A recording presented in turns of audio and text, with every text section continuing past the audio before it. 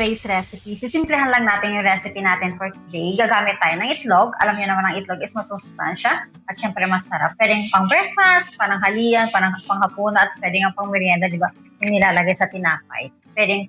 Kaya, ano pwede natin? Tara, luto tayo. Pali dito sa bowl natin, kung makikita nyo is may 5 eggs tayo. Ang gagawin natin is haluin natin siyang maigi. Yan. Pag nahalo na yung egg, ang gagawin natin is lagay tayo ng fresh milk.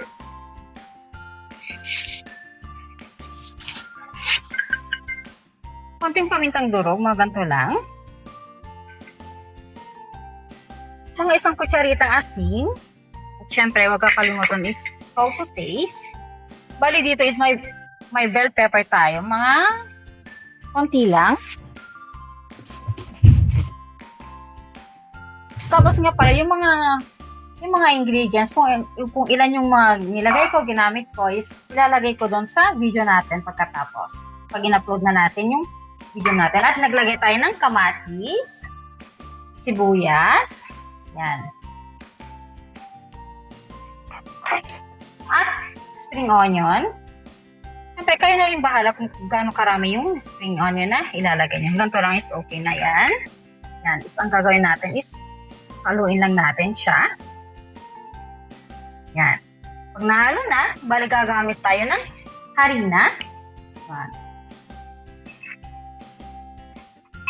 Maglalagay ako dito ng harina. At baking powder. Yan. Ang gagawin natin is haluin natin siyang maigi. Hanggang mag-combine yung mga ingredients na nilagay natin.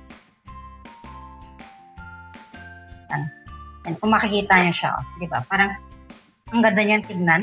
Colorful yung itlog na gagawin natin, na ipa-fry natin. Yan. And bali kung makikita nyo is medyo malabnaw pa yung itlog natin. Bali ang gagawin natin is maglalagay pa tayo ng mga 2 kutsarang harina. Yan. Kasi ang kailangan natin dito sa egg natin is yung medyo malapot siya. Pero syempre hindi naman yung sobrang malapot. Yan. Kailangan lang natin ma-achieve yung tamang texture niya para maganda yung kalalabasan niya pag frinay na natin siya. Yan. Pag ganito na siya, o yan, makikita nyo, yan. Dapat ganito siya. Pag nahalo na lahat, yan, gagawin na natin is pwede na tong i-fry. Pag mainit na yung pan natin, maglalagay tayo ng butter. Kung wala namang butter, syempre pwede kayong gumamit ng mantika. I-melt lang natin yung butter.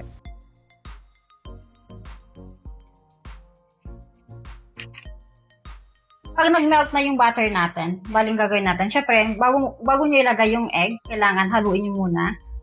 Para ma-combine ulit yung mga nilagay nating ingredients. Yan. Pag kukuha tayong ganyan, is lagay natin dito sa kawali natin. Siyempre, kailangan spread natin siya. At kailangan nga pala dito sa apoy natin is mahina lang yung apoy na gagamitin natin para hindi siya masunog. Yan. Para tamang-tama lang yung pagkakaluto niya at ang gagawin natin is tatakpan natin siya. Bali, para makita natin kung luto na yung sa kabila niya is gantuhin lang natin yan. Ganto lang. Yan. Yan. Pag ganito na siya, isluto na yan. Kaya, gagawin natin is, pabaliktarin na natin. Whoops! Yan. Yan. Ganito lang yung pagkaluto niya. At ang gagawin natin is, antayin na din natin na maluto yung sa kabilang part niya. Ready na ang ating tortang itlog. Bali, ito na yung kinalabasan niya. Yan. Kung makikita niyo naman, di ba? Patingin pa lang masarap na siya. At syempre, masustansya to. Kasi diba, itlog at mga nilagay natin mga ingredients is simpleng-simple lang. Tapos syempre, kayang-kaya sa budget. Kasi mura lang naman talaga kasi yung ingredients na nilagay natin. At syempre, ang magandang part ng pagluluto, syempre, titikman natin. Pero, bago natin titikman, syempre, hindi muna ako sa inyo ng like sa mga videos natin. At syempre, pa-subscribe sa mga videos na in-upload namin. At syempre, pa-comment na rin sa mga videos na na-upload namin. Tara, kaya ano pa hintay natin? Tara, kain tayo.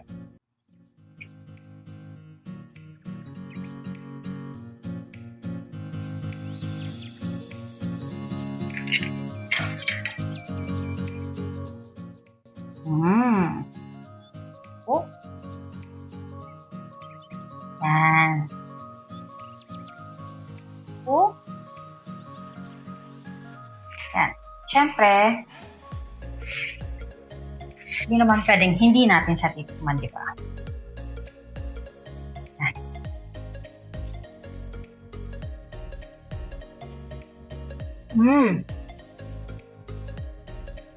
Ay, masarap siya. Alam mo yung ano, hindi mo yung, di ba yung pag minsan pag nagluto tayo ng itlog is malansa yung itlog. Pero dito is, hindi mo malalasahan yung lansa ng itlog. Dahil na rin siguro sa mga ingredients na nilagay natin. Tapos, ang ano siya, malambot. At dahil dun siguro sa nilagay natin gatas kasi kaya malambot yung egg natin. Sarap. Kaya, syempre, hanggang dito na lang. Ciao.